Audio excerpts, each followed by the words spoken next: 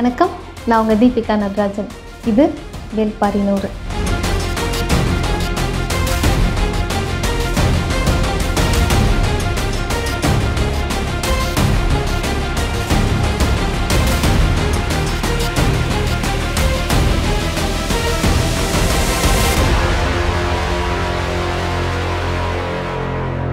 பாரியை பற்றி நாடு முழுக்க மக்கள் பேசிகிட்டே இருக்காங்க.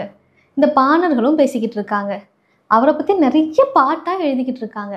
அப்படி என்ன இருக்குது இந்த பாரிக்கிட்ட அப்படின்னு தெரிஞ்சுக்கணுன்னு கபிலருக்கு ரொம்ப ஆசை.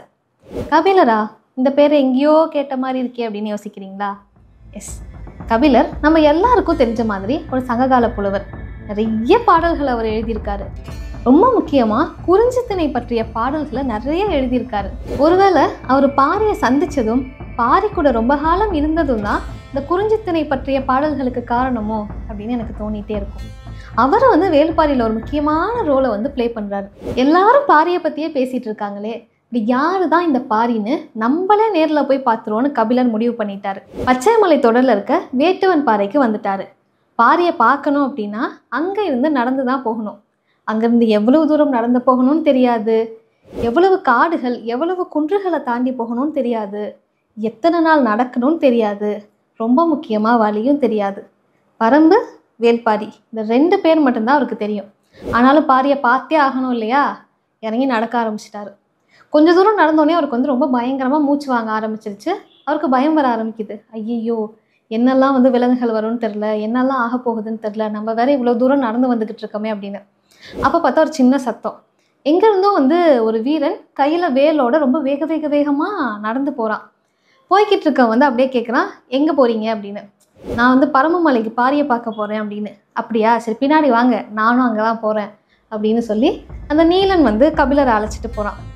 அழைச்சிட்டு போகிற வழியெல்லாம் நீலனை பற்றி யோசிச்சுட்டே இருக்காரு. இவன் எங்கே போகிறான், எங்கேருந்து வரான், ஒன்றுமே தெரில, இவன் பாட்டுக்கு போய்கிட்டே இருக்கான், பேசவும் மாட்டேங்கிறானே, சரி என்னத்தையாவது பேசி இவனை மெல்லமாக நடக்க வைப்போம் அப்படின்னு சொல்லி கபிலர் மெல்லமாக நீலன் கிட்ட கேட்குறாரு. ஏன்பா இந்த பரம்பு மலைன்னு சொல்கிறாங்கல்ல, அது எங்கே இருக்குது அப்படின்னு. நீலன் சிரிச்சுட்டே சொல்கிறான், ஐயா நீங்கள் ஏற்கனவே பரம்பு மலையில் தான் இருக்கீங்கன்னு. அப்போ வேல்பாரி, இங்கேருந்து ஒரு 3 மலையை கடந்து போனால் ஆதிமலைன்னு ஒரு மலை இருக்கும், அங்கே தான் எவ்வியூர் இருக்குது, வேல்பாரி அங்கே தான் இருக்கான் அப்படின்னு. ஓ, அங்கேருந்து தான் வேல்பாரியோட அரசாட்சி நடக்குதா அப்படின்னு கேட்டோன்னே நீலனுக்கு பயங்கர சிரிப்பு வந்துடும். என்ன நினச்சிக்கிட்டு இருக்கீங்க நீங்கள்? நாட்டை ஆள்ற மாதிரி காட்டை ஆள முடியும்னு நினச்சிக்கிட்டு இருக்கீங்களா? இது எவ்வளோ பெரிய காடு, எவ்வளோ மரம் இருக்குது, அந்த மரத்தில் எவ்வளோ உயிரினங்கள் இருக்குது, அது மட்டும் இல்லாமல் சிங்கம், புலி, யானைன்னு எவ்வளவு வலிமையான விலங்குகள் இருக்குது. அதையெல்லாம் நம்ம போய் ஆட்சி பண்ண முடியுமா? நாட்டை தான் ஆட்சி பண்ண முடியும், காட்டெல்லாம் ஆட்சி பண்ணவே முடியாதுன்னு. அப்படியா, அப்போ இங்கே வேல்பாரின்னு ஒருத்தர் இருக்காங்கன்னு சொன்னானே அவர் அப்படின்னு. வேல்பாரி எங்கள் குலத்தலைவர் தானே தவிர அவர் அரசர் கிடையாது, இங்கே யாரும் யாரையுமே ஆள முடியாது அப்படின்னு சொல்லுவார். ஆக வேல்பாரி அரசர் கிடையாது, அவர் குலத்தலைவர். நல்லா யோசிச்சு பாருங்க.